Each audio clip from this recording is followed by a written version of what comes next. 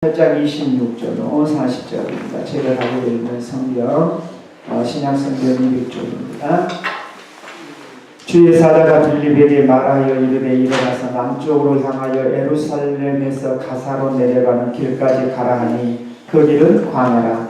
일어나 가서 보니 에디오피아 사람 곧 에디오피아 여왕 간다게의 모든 국고를 맡은 관리인 메시가 예배하러 예루살렘에 왔다가 돌아가는 데 수레를 타고 선지자 이사야의 글을 읽더라.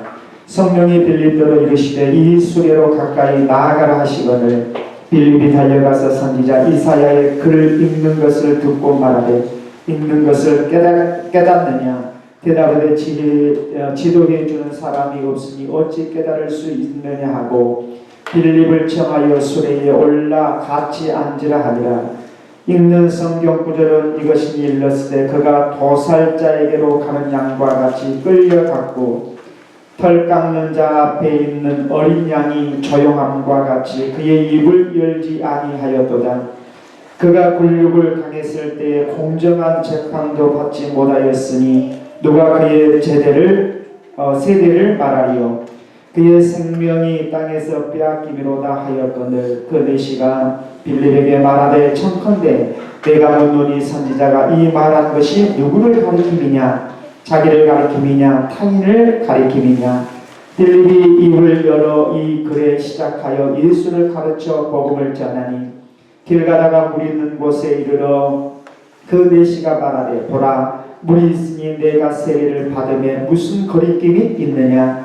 이에 명하여 수레를 멈추고 빌립과 메시가 둘 다 물에 내려가 빌립이 세례를 베풀고 둘이 물에서 올라올새 주의 영이 빌립을 이끌어간지라. 메시는 기쁘게 길을 가므로 그를 다시 보지 못하니라. 함께 읽겠습니다. 빌립은 아소도에 나타나 여러 성을 지나다니며 복음을 전하고 가이사랴에 이르니라. 아멘. 다시 한번 기도하겠습니다. 살아계신 아버지 하나님, 이 시간도 저희들을 불러주셨습니다. 그리고 또 이 시간도 저희들에게 말씀을 주시기를 원하신 주님, 우리의 귀를 열어주시고 우리의 마음을 열어주셔서 우리 안에 거하신 성령께서 말씀을 통해 역사하시사 오늘도 주의 말씀이 들려주는 순간 그 말씀이 우리의 생명의 양식이 되게 하시고 그래야 말씀이 들려짐으로 우리의 영적 기능이 살아나게 하시고 그래야 우리의 삶이 살아나는 역사가 일어날 수 있도록 우리 하나님 은혜를 베풀어 주옵소서. 심신이 지쳐있는 영혼들이 아버지 하나님 이 시간도 말씀을 듣다가 그 말씀 안에서 아버지 하나님 회복의 역사를 누리게 하시고 하나님이여 지쳐있는 마음이 힘을 얻는 역사가 일어나게 하시며 아버지 하나님의 삶의 곤고한 자들이 그 공고함으로부터 일어날 수 있는 능력의 말씀으로 오늘 이 시간 들려지게 하여 주옵소서. 내가 해결받아야 할 일들이 있다면 아버지 하나님 말씀을 듣는 순간 그 말씀이 나의 삶의 문제를 해결해 줄 수 있는 능력의 말씀으로 들려지게 하시고 앞으로 해야 할 일들이 있다면 말씀 속에 해야 할 일들을 볼 수 있는 믿음의 눈이 열려지게 하옵소서. 아버지 하나님 이 시간도 종을 세우셔서 하나님의 귀한 말씀을 배우게 하셨사오니 주여 권세를 주시고 능력을 주셔서 온전히 살아계신 하나님의 말씀을 수종들기에 부족함이 없도록 도우시사 특별히 성령의 능력으로 붙드셔서 살아계신 하나님의 말씀을 증거할 때에 하나님의 말씀을 전하는 종이나 듣는 무리가 오늘 주신 말씀을 통해 은혜를 받고 살아계신 하나님을 송축하기에 부족함이 없도록 인도하여 주옵소서. 말씀이 선포되어질 때에 주여 하늘문이 열려지는 역사를 보게 하시고 하나님의 임재하심을 누릴 수 있는 귀한 시간 되게 하옵소서. 믿사오며 거룩하신 예수님의 이름으로 기도드리옵나이다. 아멘. 초대교회에 박해가 일어남으로 인하여서 이렇게 초대교회 성도들이 뿔뿔이 흩어졌고 이 뿔뿔이 흩어지는 사건을 통해서 특별히 우리가 이합주의 말씀을 통해서 들으셨던 것처럼 이 빌립이 사마리아에 내려와서 사마리아에서 복음을 증거하게 되었고 빌립이 사마리아에 내려와서 복음을 전함으로 인하여서 이 사마리아 사람들이 복음을 받아들였다라는 이 소식을 예루살렘에 있는 예루살렘의 사도들이 듣게 되었고, 그래서 예루살렘의 사도들이 결국 베드로와 요한을 이 사마리아로 파송하는 그러한 일들, 그리고 사마리아에 파송되었던 베드로와 요한이 사마리아에 이르러서 그들에게 기도함으로, 성령이 임하기를 기도함으로 성령이 임하는 이러한 사건들을 누가 목격을 해요? 마술사 시몬이 목격을 하고, 시몬이 목격함을 통하여서 이 베드로와 요한이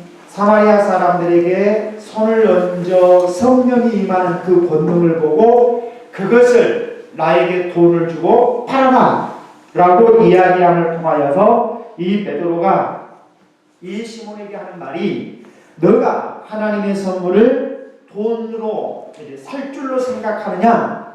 너가 그렇게 생각했다면 너는 돈과 함께 망할 것이다. 이렇게 베드로가 이렇게 이 시몬에게 저주를 하는 그런 모습을 보았습니다. 왜 시몬이 하나님께서 역사하시는 일들을 돈으로 해결하려고 했을까? 여러분, 우리가 교회 다니면서 꼭 기억해야 될 것은 하나님께서 우리에게 주시는 구원은 하나님께서 우리에게 주신 선물입니다. 은혜라는 말입니다. 근데 이것을 돈으로 해결하려고 하는 것은, 이것은 정말로 하나님 앞에 죄를 보는 거죠. 그리고 분명히 우리가 성경을 통해서 봤을 때 베드로가 시몬에게 하는 내용을 보더라도 너가 돈으로 하나님의 일들을 해결하려고 하는 문제는 그것은 너 마음이 악하기 때문이다. 마음이 악하니까 모든 것들을 무엇으로 해결해 가려고 해요? 돈으로. 여러분, 결국 우리는 하나님의 나라를 이루는 일에 있어서, 교회를 세우고 하나님의 일을 감당하는 일에 있어서 물질적인 것을 먼저 내세우는 것이 아니고 믿음이 앞서셔야, 믿음으로 모든 것들을 감당할 수 있으셔야, 내가 사랑하는 것도 무엇으로? 믿음으로. 절제하는 것도 무엇으로? 믿음으로. 내가 인내하는 것도 무엇으로? 믿음으로 하는 거예요. 세상 사람과 또 하나님을 믿는 사람들과의 차이점이 뭐라고요? 세상 사람들도 인내해요. 세상 사람들도 사랑해요. 세상 사람들도 절제할 수 있어요. 세상 사람들도 기다려요. 하나님을 믿는 우리 교회 다니는 사람들도 그렇게 할 수 있어요. 그러나 하나님을 믿는 사람과 하나님을 믿지 않는 사람의 차이라면, 하나님을 믿지 않는 사람은요 믿음이 없이 하지만 하나님을 믿는 우리는 믿음으로 하는 거예요. 믿음으로 절제해야 되는 거예요. 믿음으로 인내해야 되는 거예요. 믿음으로 사랑해야 되는 거예요. 그러니까 세상 사람과 우리와의 차이점이라 이 말이죠. 그런데 이 시몬은 하나님께서 주신 성령을 뭘로 하려고 했던 거예요? 돈으로 하려고 했던 거예요. 그러니까 어떤 면에서 보면 돈이면 하나님께서 주신 일들도 해결할 것이다라는 이 악한 생각. 그래서 베드로가 뭐라 그래요? 너는 돈과 함께 망할 것이다. 그러면 시몬이 세례를 받았어요, 안 받았어요? 빌립의 전도를 받고 마술사 시몬이 세례를 받았거든요. 그러함에도 불구하고 이 시몬은 세례를 받았음에도 불구하고 그 마음은 아직도 무엇을 버리지 못한 거예요?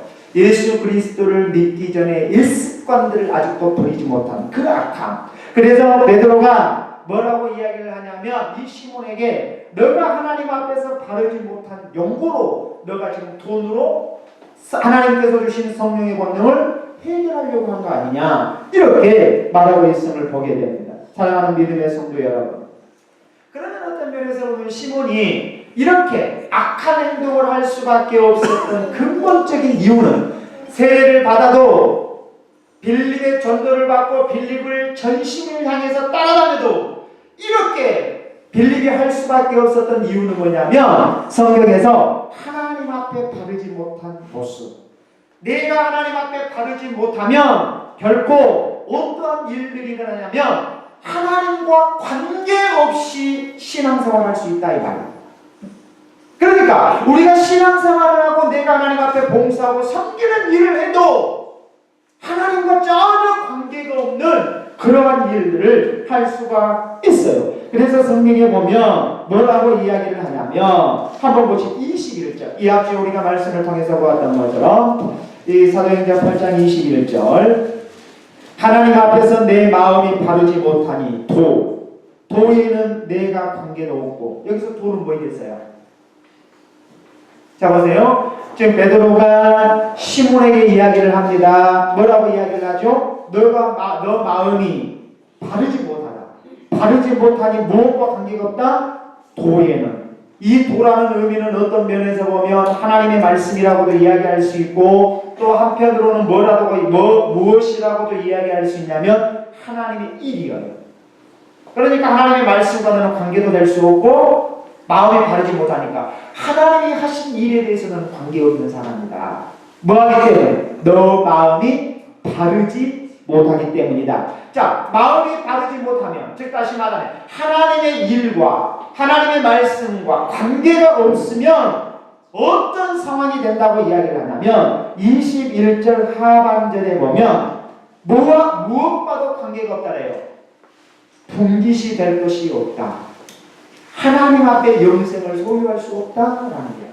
하나님의 나라의 백성이 될 수 없다. 그래서 이 말씀에 도에 내가 관계도 없고 분깃될 것도 없습니다. 그죠? 분깃될 것도 없습니다. 사랑하는 믿음의 성도 여러분, 하나님을 믿는 하나님의 백성으로 사도들과 동반자가 되기 위해서는, 하나님을 믿는 하나님의 백성으로 성도들과 동반자가 되기 위해서는 어떻게 해야 될까? 그것은 22절에서 말씀하고 있는 것처럼 악함을 회개하시라. 죄악을 회개하시라. 죄악을 회개해야지만, 악함을 회개해야지만이 사도들과 하나님 나라의 백성으로서의 동반자가 될 수 있는 것이고, 악함을 회개해야지만이 하나님의 거룩한 백성과 동반자가 되는 것입니다. 믿습니까?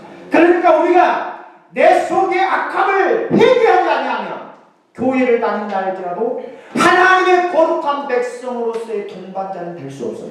함께 한 자리에서 신앙생활, 종교생활을 할 수 있어도 하나님의 나라의 백성으로서의 동반자가 될 수 없다는 거죠. 하나님 나라의 동반자가 되기 위해서는 악함을 회개해야 합니다. 오늘 여기에서 말씀하고 있습니다. 자, 그러면 어떤 면에서 보면 우리가 어떤 사람이 무엇에 마음속에 우리가 카메라 한번 보세요. 대부분 사람들이 마음에 이끄는 대로 행동을 하거든요. 그죠? 그러면 내 마음이 어떤 마음이냐에 따라서 그것에 따라 내가 행동하는 모습을 보면, 오늘 성경에서도 보면 내가 어떤 것에 메인바 되어 있느냐에 따라서 내가 행동하고 있는 거예요. 성령에 메인바 되면, 성령에 사로잡힌 바 되면 성령을 따라 살아가게 됩니다. 죄에 메인바 되면 죄를 따라 살아가게 되는 거죠. 돈에 메인바 되면 돈에 따라 살아가는 거죠. 시몬은 전도를 받고 교회, 하나님을 믿는다고 이야기를 하지만 아직도 무엇이 자신을 사로잡고 있는 거예요? 물질적으로. 그러니까 돈이면 해결될 것이다. 이렇게 이야기하는 거죠. 사랑하는 믿음의 성도 여러분, 오늘 여기 이제 25절 말씀을 보십시오. 25절 보시면 두 사도는 누구죠? 베드로와 요한이죠. 지금 사마리아에 파송됐으니까요. 이 두 사도가 주의 말씀을 증언하여 말한 후에 예루살렘으로 돌아갈새, 여기 두 사도가 주의 말씀을 증언했다. 여기 증언했다라는 말은 무슨 말이냐면, 자, 문맥을 보십시오. 성경의 문맥을 보면 뭘 이야기하냐면 지금 시몬의 사건이죠. 시몬의 사건을 생각하면서 두 사도가 주의 말씀을 증언했다라는 의미는 어떤 의미를 가지고 있냐면 아주 엄중하고 신중하게 말씀을 증거한 거예요. 왜 엄중하고 신중하게 증거를 했느냐? 그것은 시몬의 사건을 통하여서 하나님의 말씀이 오해되지 않습니다. 지금 시몬은 돈으로 문제를 해결하려고 했으니까 이 문제를 가지고 지금 이야기를 할 때 무엇을 하냐면 이 시몬의 사건이 또다시 발생하지 않게 하기 위해서 두 사도는 말씀을 아주 신중하게 증거한 거예요. 25절에 자, 교회 안에서는 죄가 행해져야 됩니까? 안 행해져야 됩니까? 안 행해져야 돼요. 누구처럼? 신혼부가. 절대로 교회 안에서는 이런 물질 만능주의와 같은 그런 모습이 있어서는 안 된다. 이제 읽으면서 26절로 딱 넘어와 보면 여기 주의 사자가 빌립에게 말하여 이르되 일어나서 남쪽으로 향하여 에루살렘에서 가사로 내려가는 길까지 가라 하니 그 길은 광야니라. 자, 여기 주의 사자라고 했습니다. 이 주의 사자가 누구에게 나타났어요? 빌립에게 나타났어요. 이 빌립에게 나타나서 어디로 가라 그래요? 남쪽을 향해 에루살렘에서 가사로 내려가라 라고 했는데 여기 말씀 26절 말씀을 보시면 주의 사자가 누구겠어요? 주의 사자. 자, 우리가 주의 사자 여기 26절에 보시면 지금 어떤 면에서 보면 이 빌립이 사마리아에 내려와서 주의 복음을 증거하는 일을 성공적으로 지금 이루어주고 있잖아요. 이런 상황 속에서 주의 사자가 빌립에게 다시 나타난 거예요. 나타났을 때 여기에 과연 그럼 주의 사자라는 이 사자는 누굴까? 한번 29절을 한번 보십시오. 우리가 읽은 29절. 성령이 빌립대로 이르시되 이 수레로 가까이 나아가라 하시거늘. 그 다음에 39절. 둘이 물에서 올라올 때 주의 영이 빌립을 이끌어 간지라. 그럼 주의 사자는 누구예요? 진짜 너무나 탁월하시네. 이렇게 이걸 다 아시다니. 성령이죠. 성령. 성령이 누구를 이끌어 갔어요? 빌립을 이끌어 간 거예요. 자, 그러니까 어떤 면에서 보면 성령께서 누구에게 나타나셨어요? 빌립에게 나타나신 거죠. 빌립에게 나타나셔서 뭐라고 말씀하세요? 남쪽을 향하여 에루살렘에서